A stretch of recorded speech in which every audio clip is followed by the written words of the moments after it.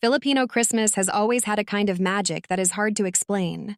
It is a season that feels longer, brighter, warmer, and more emotional than almost anywhere else in the world. Christmas here does not simply arrive in December. It begins early as soon as the Burr months come around. The air changes, the mood softens. Families start preparing lanterns, lights, and recipes that have been passed down through generations. And at the center of all these traditions are the grandmothers, the lolas, whose hands shape the flavors that define the Filipino Christmas spirit. My own Lola has been the keeper of our family's holiday taste memories for decades.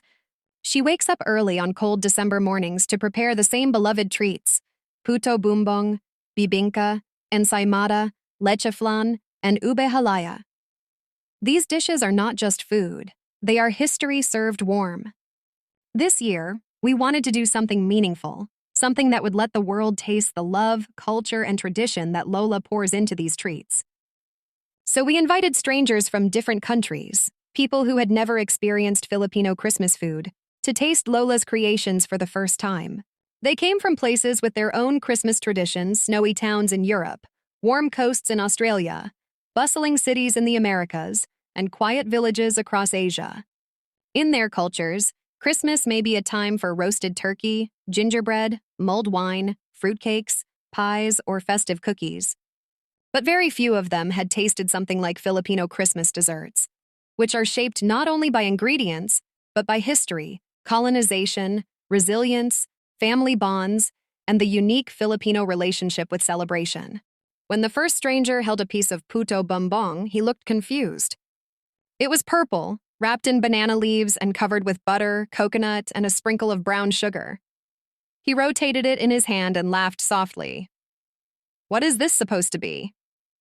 he asked, not in a rude way, but in genuine curiosity. When he took his first bite, his expression changed instantly. His eyes widened and he nodded slowly as the flavors settled in. "This is surprisingly warm and comforting," he said.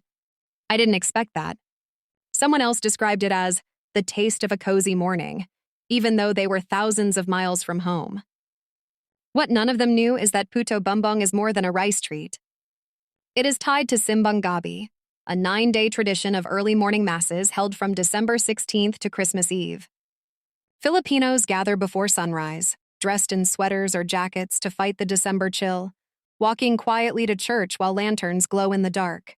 After Mass, vendors wait outside with steaming puto bumbong and bibingka, filling the streets with the smell of Christmas.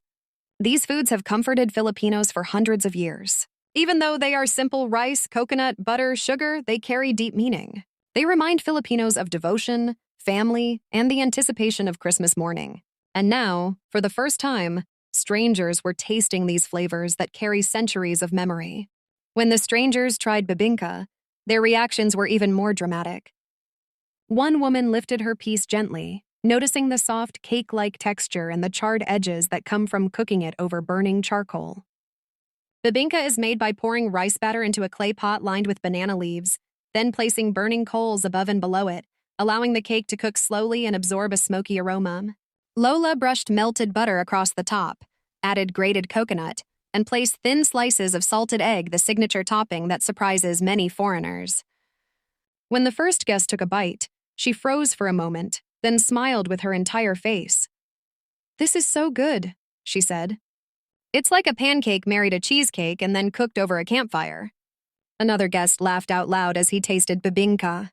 "I wasn't expecting it to be this soft," he said. "The flavor is gentle but deep. It reminds me of something, but I can't figure out what." That is the power of Filipino food. It feels familiar even to people who have never tasted it, because Filipino cooking carries warmth, sweetness, and nostalgia, universal emotions that everyone can relate to.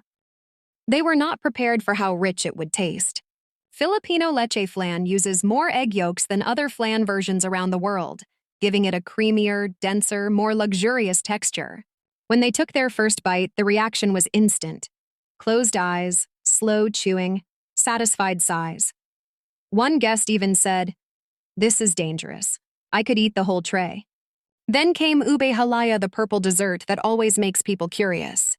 Ube, a native Filipino purple yam, has become famous in recent years across social media and global bakeries, but many people still haven't tasted the original form of ube halaya, which is made slowly by hand, stirring grated yam with coconut milk, butter, and sugar over low heat until it becomes a soft, sweet, vibrant purple paste. When the strangers saw it, they asked, "Is it really supposed to be this purple?" Lola laughed and nodded. When they tasted it, their faces lit up with surprise. "This is so smooth," one said. "It's like sweet potato, but better. Much better." As the tasting continued, the strangers began to understand something deeper. They realized that Filipino Christmas food is not extravagant or complicated. It does not rely on rare ingredients or expensive techniques. Instead, it has a humble beauty. It is made with simple local ingredients: rice, coconut, eggs, sugar, butter, and elevated through patience, tradition, and love. The simplicity is what makes it powerful. It reflects the Filipino spirit: resourceful, warm, creative, and always able to turn simple moments into celebrations. What surprised the strangers most was how emotional the experience became. Food has a way of unlocking memories, even memories that are not from your own culture, one guest said softly. "I feel like this reminds me of something from my childhood, even though I've never eaten any of this before." That is the magic of Filipino food. It carries the feeling of home, not just a Filipino home, but the idea of home itself. A warm kitchen, a grandmother's hands, the comfort of family gathering together after a long year, the smell of something special being prepared with love. As the tasting session went on, we shared more stories with the guests.